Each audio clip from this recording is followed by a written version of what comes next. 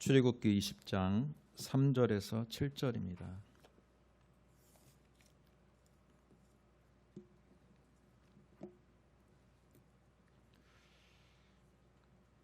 출애굽기 20장 3절에서 7절 말씀. 저와 여러분이 한 목소리로 읽겠습니다.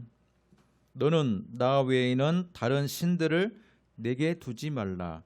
너를 위하여 새긴 우상을 만들지 말고 또 위로 하늘에 있는 것이나 아래로 땅에 있는 것이나 땅 아래 물속에 있는 것에 어떤 형상도 만들지 말며 그것들에게 절하지 말며 그것들을 섬기지 말라.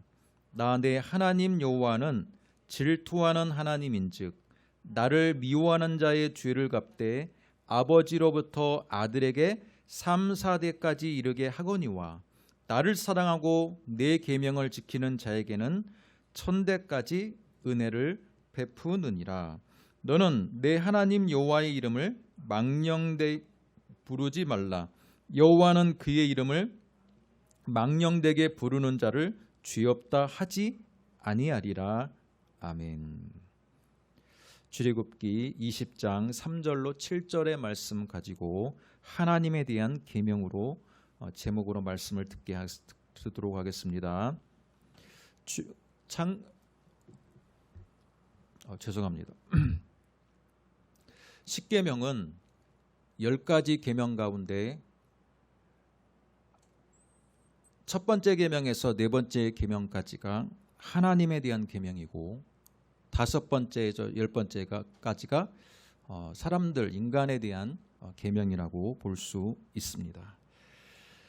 한 계명 한 계명 자체가 굉장한 깊은 뜻이 있고 한 계명 가지고도 여러 편의 설교를 나눠서 할 수 있지만 계속해서 말씀을 빠르게 강의하는 시리즈이기 때문에 오늘은 하나님에 대한 계명 첫 번째부터 네 번째까지의 말씀을 보도록 하겠습니다.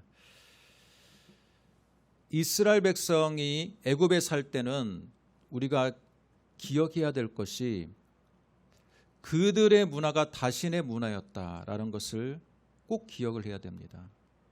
애굽이란 나라가 물론 태양신을 섬기는 라라는 신을 섬기는 종교의 나라였지만 그 밑에는 수백 가지의 신들이 존재하는 다신의 문화였습니다. 그 다신의 문화에서 벗어나서 하나님께서는 이스라엘 백성을 택하시고 가나안 땅으로 들어가기까지 그 많은 여정 가운데 하나님께서 십계명을 통해서 꼭 강조하고 싶은 게 있어요. 그게 바로 10가지의 계명 가운데 녹아져 있다라고 봅니다. 자, 그런데 십계명을 하나님이 주신 이유는 애굽을 탈출해서 그들의 목적지인 가나안 땅 역시 풍요로운 땅이지만 다신의 문화였다라는 거예요. 애굽을 탈출했으나 그들이 결국 가고자 하는 땅은 애굽과 같은 땅이었다라는 거예요. 다신의 문화였고 많은 이방 잡족들이 다 모여있는 문화 속에서 많은 종교들의 충돌이 불을 보듯 뻔하는 상황이었다. 애굽을 탈출했는데 다시 다신의 문화로 갑니다. 그러면 하나님께서 가장 먼저 강조해야 할 게 뭡니까? 이들이 다신의 문화 속에 살았다가 그들의 세계관은 아직도 다신의 세계관 속에 살고 있는 사람들이에요. 광야에 나왔으나 그들 마음속에는 아직도 뭐가 있어요? 다신의 문화가 남아있어요. 그런데 그들이 다시 가나안 땅으로 들어가면 그 땅에도 다신의 문화가 있는 거예요. 세계관의 충돌이 있을까요? 없을까요?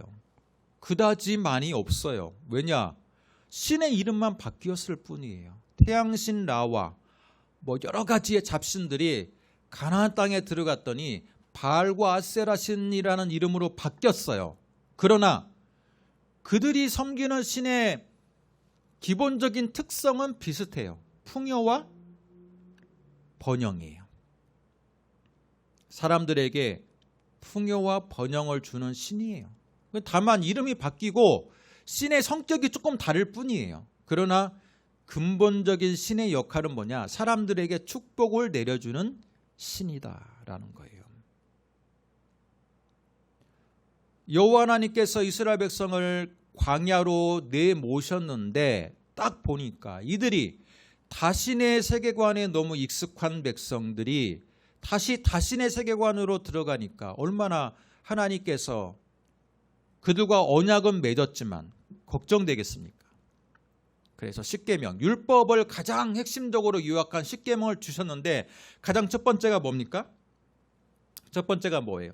너는 나 외에는 다른 신들을 내게 두지 말라. 하나님이 그걸 가장 이스라엘 백성에게 강조하고 염려하는 거예요. 자신의 문화 속에 살고 있는 백성들. 여러분, 40년 후에 모세가 가나안 땅을 바로 목전에 두고 그는 요단강을 건너지 못하고 죽습니다. 그랬을 때 그가 신명기에서 마지막 고별 설교를 해요. 마지막으로 유언과 같은 설교를 해요. 그런데 그 설교 중에 한 부분이 뭐냐면 너희들은 저 땅에 들어가면 모든 이방 신상을 섬기지 말라. 그리고 너희들이 지금 섬기는 그 신들도 다 신상을 버려라. 이미 40년 동안 광야 훈련을 했지만 그들은 완전히 이방 문화 또는 이방 신상을 섬기기를 완전히 단절한 상태가 아니었다라는 거예요. 그리고 가나안 땅에 들어갔을 때 여리고성이 무너졌고 무너진 이후에도 아간이라는 한 백성의 그 가문들이 딱 보니까 무슨 일이 벌어집니까? 전리품을 숨기고 그 전리품 가운데 이방신이 있어요. 이처럼 40년 동안이나 이스라엘 백성이 광야의 훈련을 하고 뿐만 아니라 십계명에서도 가장 먼저 강조되고 있는 것, 너는 나 외에는 다른 신들을 내게 두지 말라. 너를 위해서 새긴 우상을 만들지 말라. 첫 번째와 두 번째 계명이 강조되고 있건만 40년 동안 훈련을 받았건만 이스라엘 백성들의 마음속에는 아직도 자신의 문화의 기본적인 습성들이 남아있고 사람은 이처럼 한 분이신 하나님만을 섬기는 게 어렵다라는 거예요. 어려워요. 20몇 년 전에 출간된 책 거꾸로 사는 삶이라는 책이 있어요. 그 책을 저는 좀 인상 깊게 봤는데 거꾸로 사는 삶. 책 제목이 거꾸로 사는 삶이고요. 표지에 사파가 있는데 사람이 물구나무 서 있어요. 물구나무 서서 막 이렇게 걸어가는 듯한 표정의 사파가 삽입이 되어 있습니다. 그게 무엇을 의미하냐면 기독교인으로 이 땅의 기독교인으로 살아간다는 것은 바로 세상의 흐름을 따라 살아가는 게 아니라 세상의 흐름에 거꾸로 거슬러 올라가는 삶을 그렇게 표현했어요. 거꾸로 사는 삶. 오늘 말씀도 저는 그 맥락에 있다라고 생각합니다. 애굽의 문화와는 반대되는 거꾸로 사는 삶을 여호와 하나님이 이스라엘 백성에게 과제로 준 거예요. 또 가나안 땅에 들어가서도 자신의 문화, 풍요와 자신의 문화 속에서 그 문화를 따라 살지 말고 거꾸로 사는 삶을 살도록 이미 하나님께서 율법과 십계명을 통해서 강조하고 계시다라는 것을 알 수 있습니다. 여러분, 첫 번째 계명부터 보겠습니다. 너는 나 외에는 다른 신들을 내게 두지 말라. 자, 이 말씀을 자세히 보면요. 나 외에는 다른 신을 두지 말라. 차라리 첫 계명을 나만 섬겨라 하면 안 될까요? 첫 번째 계명을 더 쉽게 여호와 하나님께서 너희들은 홀로 한 분이신 나만 섬겨라. 그렇게 표현하면 더 쉬울 것 같은데 너는 나 외에는 다른 신들을 내게 두지 말라라는 말로 인해서 약간의 오해가 생깁니다. 뭡니까? 다른 신들, 다른 신들도 존재하는 세계관이에요. 다른 신들도 많이 있는 중에 여호와 하나님을 섬겨라라는 의미로 해석이 될 수도 있어요. 그래서 이 구절은요, 유일신론과 단일신론의 약간의 갈등, 대립구도가 나타날 수도 있는 구절이라고 볼 수 있어요. 유일신론은 뭡니까? 여러분, 유일신론과 단일신론의 차이가 뭐예요?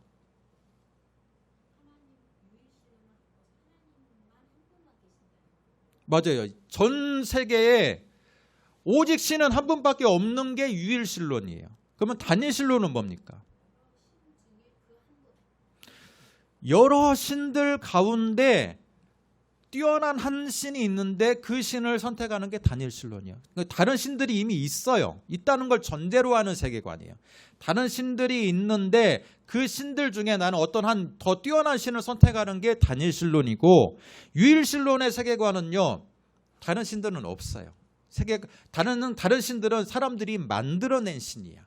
고안해내고 사람들의 그 욕망이 발현이 되어서 우상으로 만들어진 신일 뿐이에요.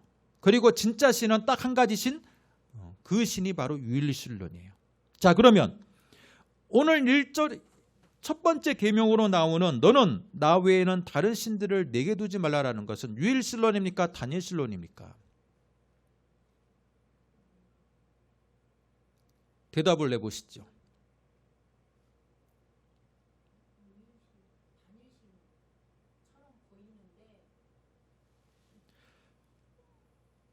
유일신론을 말하고 있어요. 그런데 왜 하나님께서는 오해를 만들게 너는 나 외에는 다른 신들을 내게 두지 말라라고 했을까? 이 표현은요, 단일신론적인 표현이거든요. 그렇죠. 다른 신들을 내게 두지 말고 여호와는 너희들을 홍해를 탈출시킨 신, 그죠? 10가지 재앙을 내리고 홍해를 탈출시켰고 사막에 광야 속에 마실 물과 만나와 메추라기를 주신 여호와가 더 최고신이니까 나를 섬겨라라는 의미로 오해될 수가 있어요. 그건요, 이스라엘 백성들의 눈높이에 맞는 계명이기 때문이에요. 이스라엘 백성들 입장에서는 여러분, 애굽에 있는 태양신 라도 있고요, 개구리 신도 있고 나일강의 신도 있고 메뚜기의 신도 있고 우박의 신도 있고, 그죠? 기타 등등의 신들이 많이 있어요. 그들은 이미 사람들이 만들어내고 고안해낸 신이지만 그 신을 고안한 신이라고 여기지 않고 무슨 신으로 여겼습니까? 실존하고 역사하는 신으로 이해하고 있어요. 그들에게 계명을 주는데 너는 나 외에는 다른 신들을 내게 두지 말라라고 해야지 알아듣지, 그죠? 여호와만 섬기라라고만 간단하게 첫 계명을 그렇게 말하면 여호와만 섬기라? 여호와만 섬기는데 그래도 다른 신들도 좀 섬기면 되지 않을까? 이게 얼마든지의 곡해의 가능성이 더 있다라는 거예요. 그래서 하나님께서는 너는 다른 신들을 두지 말고 나만을 섬겨라 라는 의미로 약간의 비교격으로 지금 표현하고 있다라고 볼 수 있습니다. 여러분, 그러나 이스라엘 백성들은 이 부분에 대해서 잘 지켰을까요? 너는 나 외에는 다른 신들을 내게 두지 말라. 잘 지켰을까요? 모세가 시내산에서 올라갔는데 40일 동안 내려오지 않아요. 사람의 인간적인 생물학적인 결론은 뭐냐면 40일 동안 먹을 것도 들고 올라가지 않았고 그 신의 산은 광야 가운데 있는 신이기 때문에 광야 가운데 있는 산이기 때문에 뭐 하나 먹을 게 없어요. 따먹을 것도 없어요. 그러면 어떻게 됩니까? 그냥 죽는 거죠. 상식적으로. 그러다 보니까 40일 동안 내려오지 않으니까 한 이스라엘 백성이 아론을 종용해가지고 어떻게 표현합니까? 우리를 구출해낸 신, 우리를 인도해내는 인도자가 죽었으니까 빨리 우리를 인도하여낸 신을 만들라. 그래서 무슨 신을 만들어요? 여호와 하나님 신을 만들어요. 그런데 그 신의 모양이 금송아지예요. 그들 마음속에 이미 다신의 문화가 뼛속 깊이 녹아져 있다라는 거예요. 유일신론적인 세계관을 갖는다는 것은 굉장히 어려운 일이에요. 그 당시에도 어려웠고 지금도 어려운 일이에요. 여러분, 무당이라는 샤머니즘 무당을 찾는 한국 사람들이 의외로 많은데 통계에 의하면 무당을 찾는 고객들의 약 3분의 1이 기독교인이래요. 약 30%가. 그러면 그들은 분명히 일반 기독교인이라면 성도이고 집사이고 안수집사이고 권사나 장로일 텐데 설마 목사가 무당한테 갈까요? 그 정도까지는 아니라고 저는 생각하는데 목사도 가요? 그러면 목사도 포함합시다. 이게 뭡니까 이게? 그러면 성도부터 목사까지가 무당을 찾는다 고객일 수도 있는데 3분의 1이 기독교인이라는데 그들의 세계관은 뭡니까? 유일신론이 아닌 거예요. 단일신론인 거예요. 단일신론의 세계관 속에서는요, 여러 신들이 존재할 수도 있다. 하고 있다. 어떤 영적인 존재는 지금도 여호와 하나님이 아닐지라도 영적인 존재는 있다. 그렇기 때문에 여러분, 목사님 말씀을 듣고 상담을 하는 것보다 무당을 찾아가면 그들이 섬기는 이 잡신이 미래는 기막히게 마친다라는 전제가 있어요. 그죠? 성경을 읽고 기도하는 것보다 무당이 섬기는 잡신을 통하면 뭔가는 신통한 미래를 맞추는 능력이 더 하나님보다는 더 있다라는 게 전제가 되기 때문에 무당을 찾아가지 않을까요?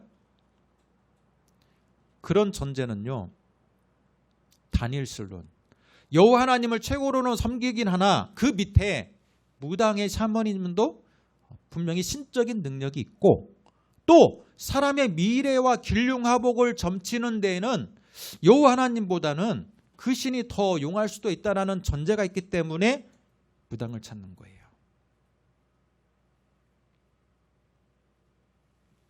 단일신론적인 세계관.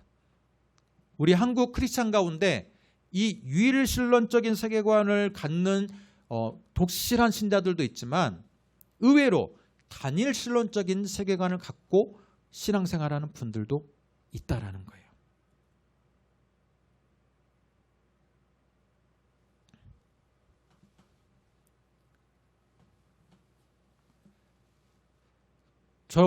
여러분들에게 그래서 꼭 강조하고 싶은 것은 아무리 여러분의 인생이 잘 안 풀리고 여러분의 인생에 큰 고민이 있더라도 그것을 여러분 어떤 점괘나 그죠? 무당을 찾아가서 상의하지는 마십시오. 그렇다면 여러분은 10계명 가운데 첫 번째 계명을 어기고 있는 거예요. 여호와 하나님이 그토록 강조했던 율법의 가장 먼저 핵심인 첫 번째 계명을 우리는 쉽게 어길 수도 있다라는 거예요. 그런데 많은 사람들이 안 풀리는 원인에 대해서 너무 집착을 합니다. 내가 왜 안 풀리지? 내가 왜 삼재가 꼈나? 삼재. 이제 삼재도 나오죠. 삼재. 삼재가 끼고 사주팔자가 나오고 무당이 나오고. 여러분, 그 세계관 속에는 뭐가 있냐면 하나님을 믿긴 믿어요. 그러나 중요할 때 무당에게 또는 타로 점에게 또는 사주에게 카운셀링을 받는 그 세계관은 뭐가 있냐면요. 이런 전제가 있어요. 죽어서 천국은 가고 싶어. 천국행 티켓은 따고 싶기 때문에 교회는 다니고 예수는 믿어요. 그러나 이 세상에서 축복을 받기 위해서는 여호와 하나님의 능력으로는 좀 부족한 듯 보여. 미래를 더 잘 맞추는 다른 종교가 있는 것처럼, 다른 신이 있는 것처럼 보여. 그래서 미래를 맞추는 데는 다른 신에게 잠깐 의지했다가 결국은 천국행 티켓은 하나님을 믿어서 가고 싶은 거예요. 그러니까 현세에서도 잘 부귀영화를 누리고 싶고 내세에서도 천국행 티켓을 따고 싶은 게 그들의 마음속에 있는 거예요. 그러나 유일신론을 믿는다면, 그죠? 비록 내가 이 세상에서 다른 믿지 않는 사람들처럼 부귀영화를 누리지 못할지라도 내가 하나님과 함께 있는 것 그 자체가 영으로 살아있는 자고, 그죠? 그 안에서 천국을 누리는 것이고 주님과 함께 동행하는 것이 가장 큰 축복이라고 믿는 자만이 유일신론적인 신앙을 가질 수가 있다는 거예요.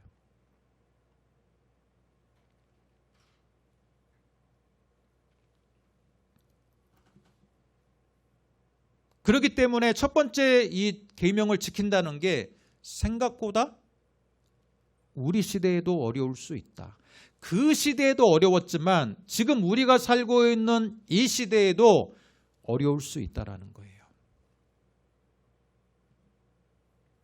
한 목사님이, 좀 유명한 목사님이 종교인들과의 만남, 조찬 기도회 만났고 각 종교인들의 대표가 모였는데 순서에 따라서 이제 어떤 의식을 하는데 첫 번째 기도가 불교를 대표하는 분이 기도를 해요. 기도를 하는데 마지막에 그렇게 말합니다. 하나님과 부처님의 이름으로 기도합니다. 그렇게 이야기해요. 그리고 이제 막 의식이 진행되고 마지막에는 이제 순서가 한번 이제 저를 대표하는 분이 기도했으니까 교회를 대표한 분이 기도하라고 마지막에 이제 그 목사님에게 기도할 기회가 줬어요. 근데 목사님이 난감한 거예요. 그 저를 대표하는 분이 분명히 뭐 하나님과 부처님의 이름으로 기도했는데 자기도 지금 뭐라고 기도해야 돼요? 뭐라고 기도합니까? 하나님과 부처님의 이름으로 기도해야 된다는 분위기가 지금 그렇게 막 눈이 다 쏠려 있어요. 종교인들이. 왜 앞에 지금 그렇게 기도했으니까. 그래서 엄청 고민했다 그래요. 기도하면서도. 그런데 마지막에 뭐라고 기도했을까요?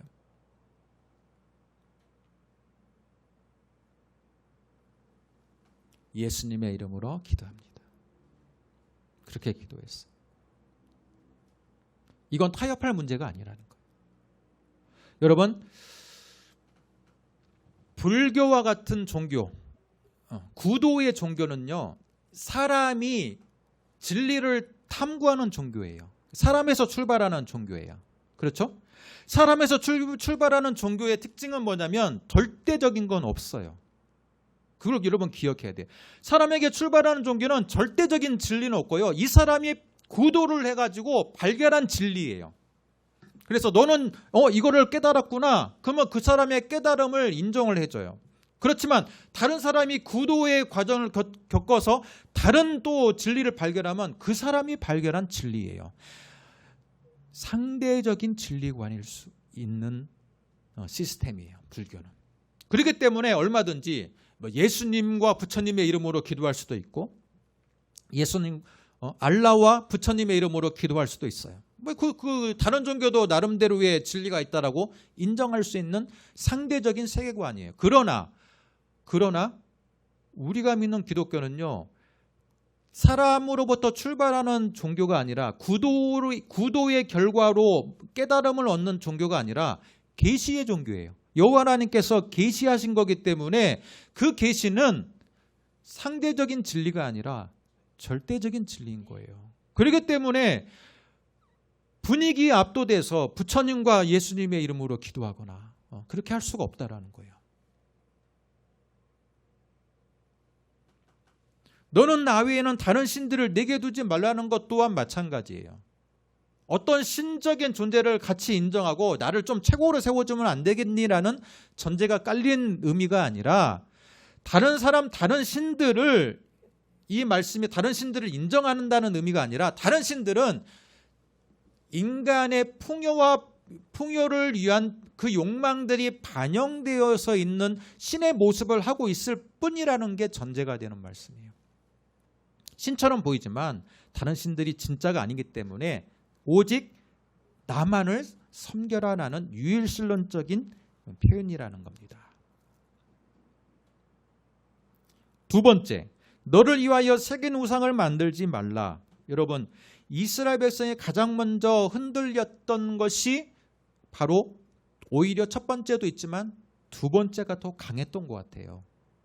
조금 전에 이야기한 대로 40일 동안 모세가 안 내려오니까 그들은 자신들을 구출해낸 여호와 하나님을 더 믿고 싶었어요. 근데 모세를 통해서 지금 언약을 맺었잖아요. 여러분, 지금까지는요, 중재자 모세를 통해서 여호와 하나님과 관계를 맺었던 신앙이에요. 이스라엘 백성은 스스로 자신들이 여호와 하나님과 1대1로 관계를 맺었던 신앙이 아니라 중매자 모세를 통해서만이 관계를 맺어왔던 신인 거예요.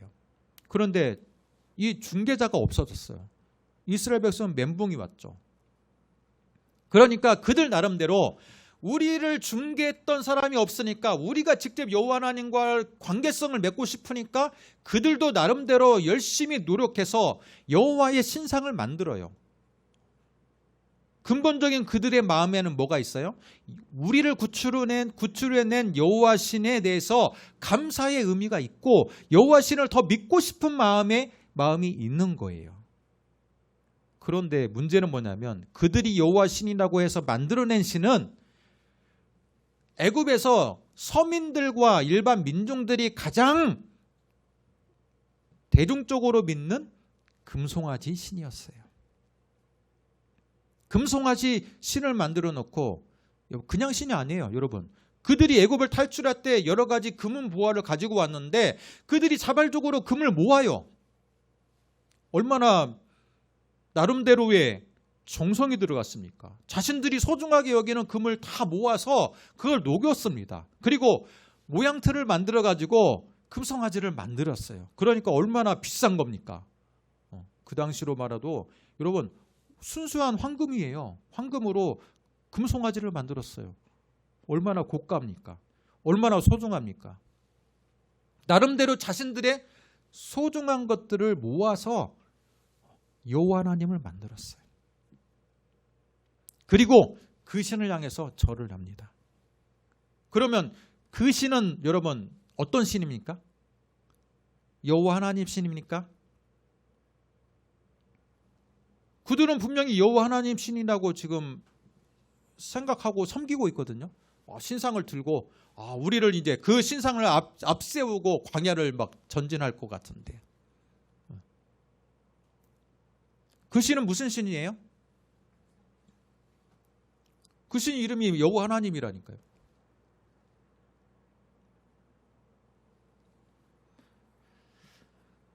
하나님은 사람의 심리를 너무나도 잘 알고 계시기 때문에 우상을 나를 위해 우상을 만들자. 근데 자세히 보면요, 나를 위해가 아니에요.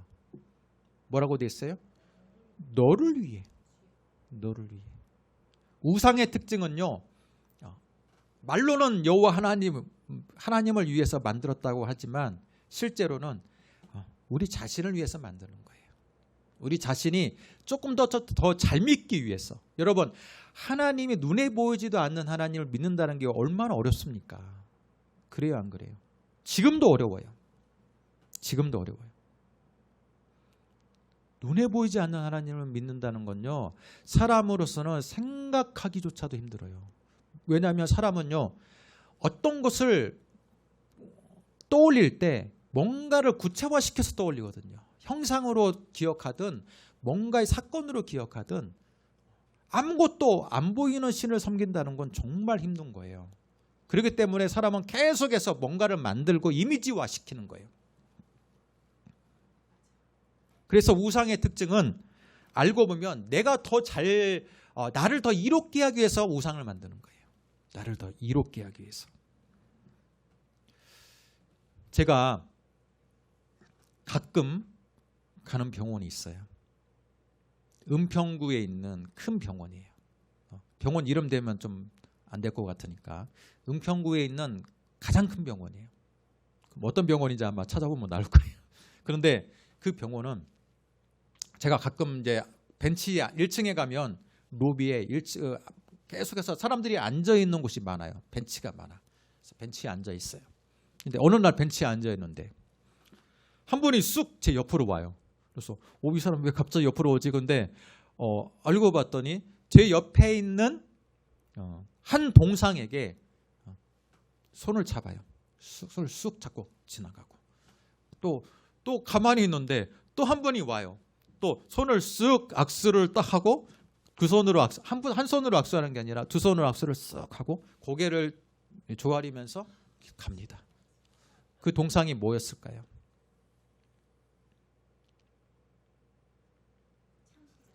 예수님 동상. 예수님 동상인데 예수님이 벤치의 한가운데, 벤치가 여러 개가 있는데 정가운데 예수님이 앉아 계시고, 자, 여러분 어떤 포즈냐면요, 예수님이 이렇게 손을 여러분 이렇게 하고 있어요. 여러분 예수님 우리가 전형적으로 알고 있는 이태리 화가가 그린 이탈리안 사람 같은 그 금발같이 머리를 이렇게 치렁치렁하고 예수님 아주 잘생기신 서양인의 모습으로 손을 이루고 있어요. 자, 이러고 있습니다. 여호와는 나의 목자라는 그런 것처럼 이게 그런 옷을 입고 앉아 계세요. 이러고 있어요. 네. 그런데 사람들이 병원을 방문했으니까 대부분 어떤 사람들이에요? 병원 환자이거나 환자 보호자예요. 근데 그분들이 중병에 걸렸거나 중병에 걸린 주변의 사람들이 있는 거예요. 그러니까 예수님한테 와가지고 손을 두 손으로 퍽 잡고 깊이 기도하고 합니다. 나중에 봤더니요, 예수님의 형상은 그대로 있는데 예수님의 손만 반질반질해요. 얼마나 사람들이 만졌는지 이 청동의 이 모습이 색깔이 조금 좀 바래지면서 반짝반짝 빛나고 윤기가 나요.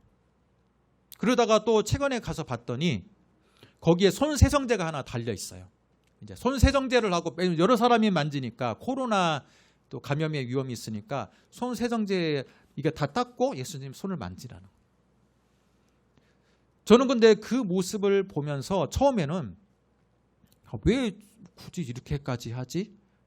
라고 하는데 요즘에 드는 생각은 뭐냐면 내가 정말 암에 걸려 있고 중병에 걸려 있고 중병에 내 집사람이 또는 와이프가 또는 내 가장 가까운 나의 소중한 부모님이 중병에 걸려 있다면 정말 절실할 것 같아요. 그렇습니까? 안 그렇습니까? 절실할 것 같아요.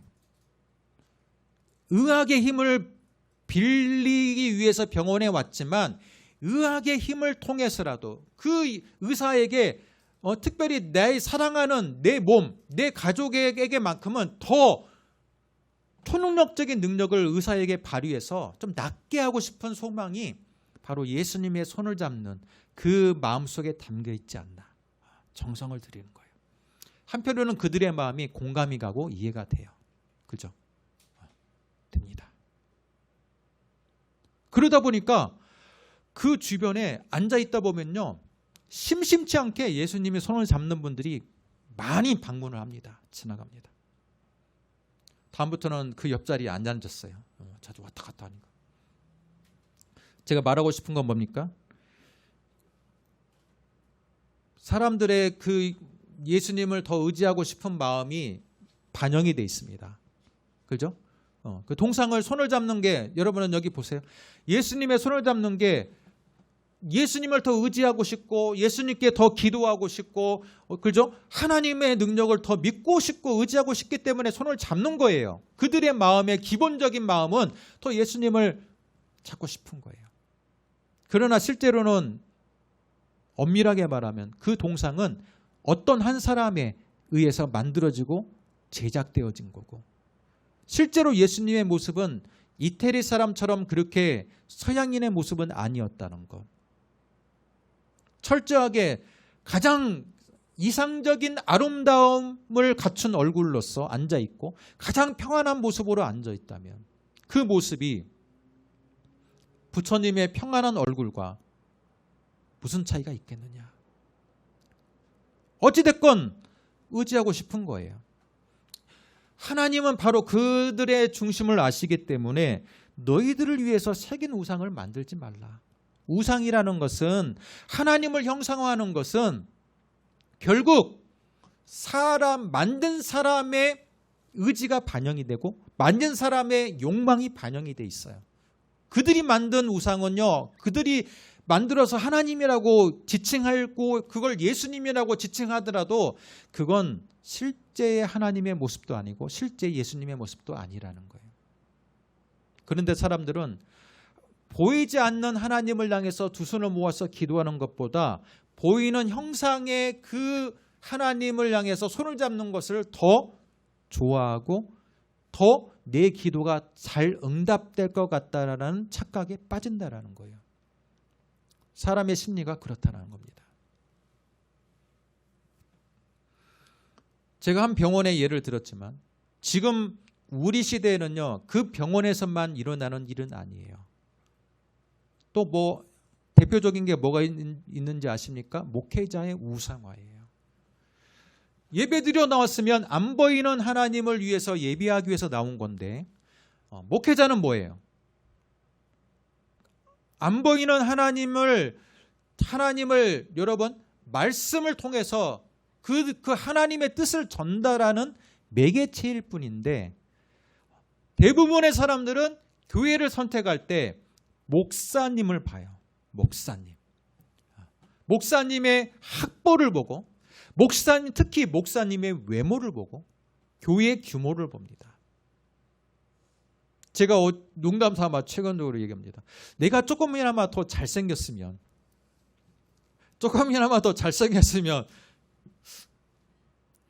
성도가 더 오지 않았을까? 그 얘기를 우리 사모한테 농담으로 얘기하는. 내가 조금 더 키가 크고 더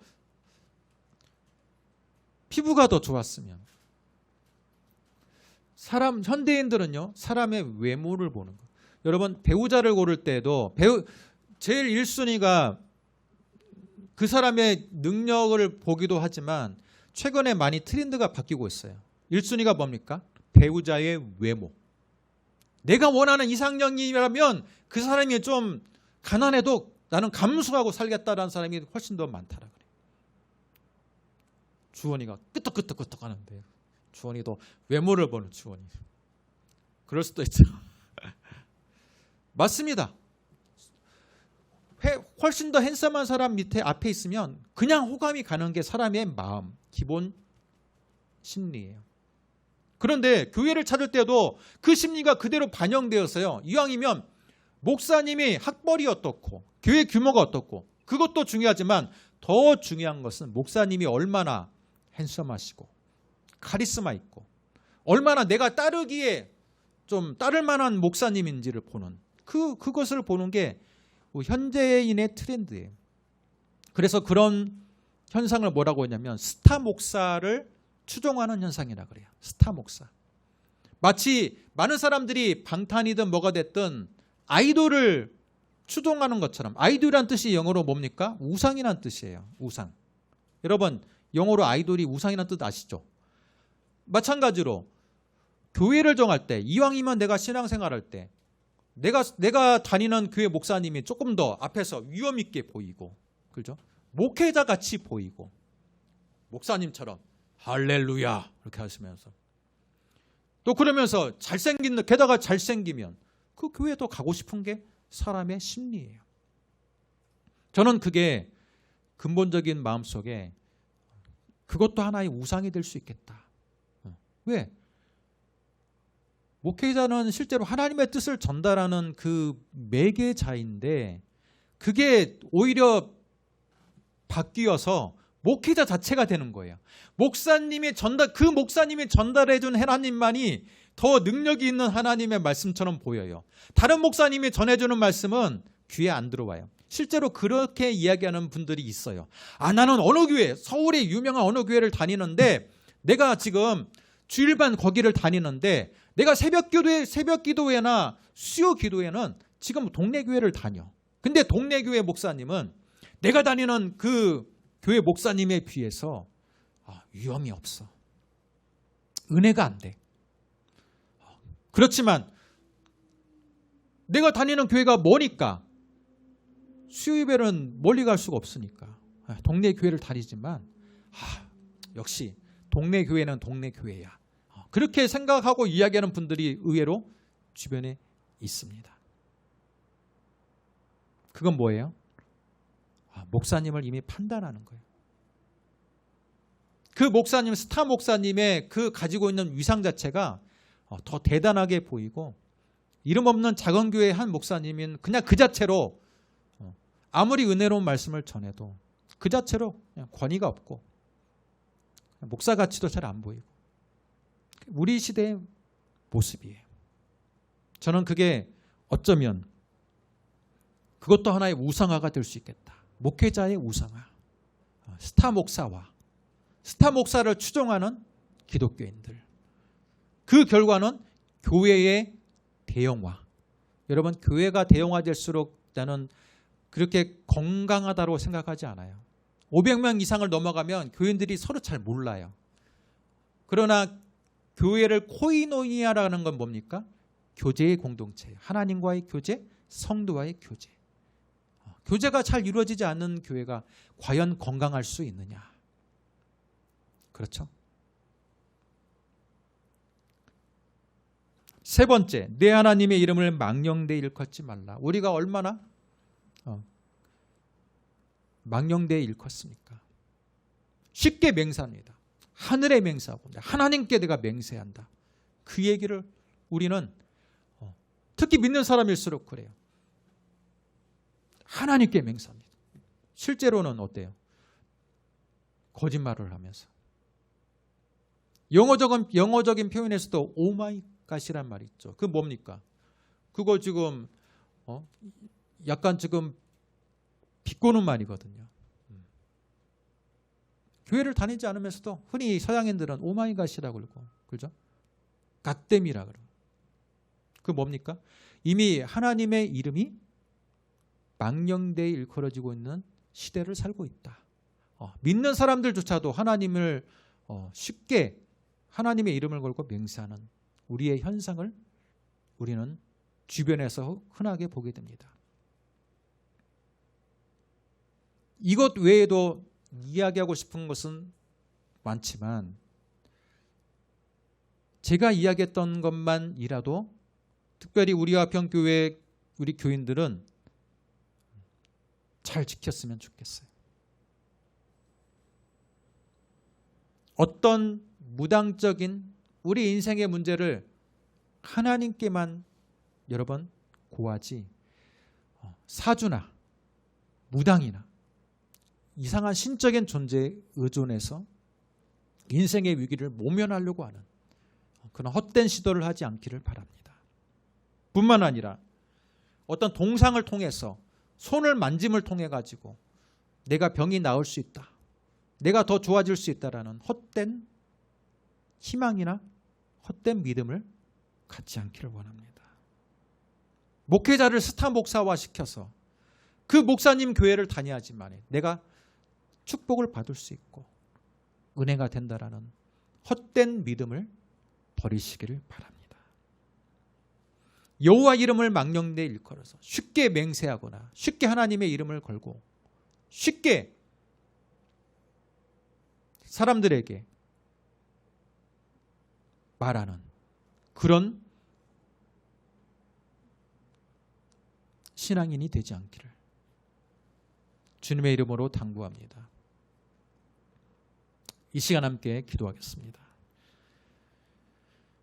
십계명을 통해서 내가 진정으로 얼마나 하나님을 잘 섬기고 있는지, 우리 시대에도 십계명의 이 계명이 얼마나 소중한 것인지를 오늘 말씀을 통해서 깨달았다면 앞으로 그 말씀을 잘 지키며 살겠다라고 다짐하는 우리들 되기를 주님의 이름으로 축복합니다. 우리 항상 함께 통성으로 기도하겠습니다. 하나님 아버지 은혜와 사랑을 감사합니다. 오늘도 예배를 통해서 하나님은 우리에게 말씀해 주고 계십니다. 하나님, 이스라엘 백성에게 하나님께서 율법의 핵심인 십계명을 주셨던 것은 그 계명이 영원토록 우리가 심중에 간직해야 될 말씀이라는 것을 오늘 우리에게 알려주고 있습니다. 우리가 이 시대를 살아갈 때 하나님의 이름을 망령되이 일컫거나 또한 다른 신들에 우리는 기웃기웃하던 우리들의 모습은 아니었습니까? 또한 어떤 형상을 만들어서 우상을 섬기려고 했던 헛된 시도를 하는 우리들의 모습은 아니었습니까? 하나님, 이 시간을 빌어서 우리가 다시 한번 맹세하기를 원합니다. 십계명의 말씀처럼 모든 우상을 버리고 하나님 한 분만을 유일한 신으로 모시며 살아갈 수 있는 진정한 믿음의 백성들 되게 하여 주옵소서. 예수님의 이름으로 기도드립니다. 아멘.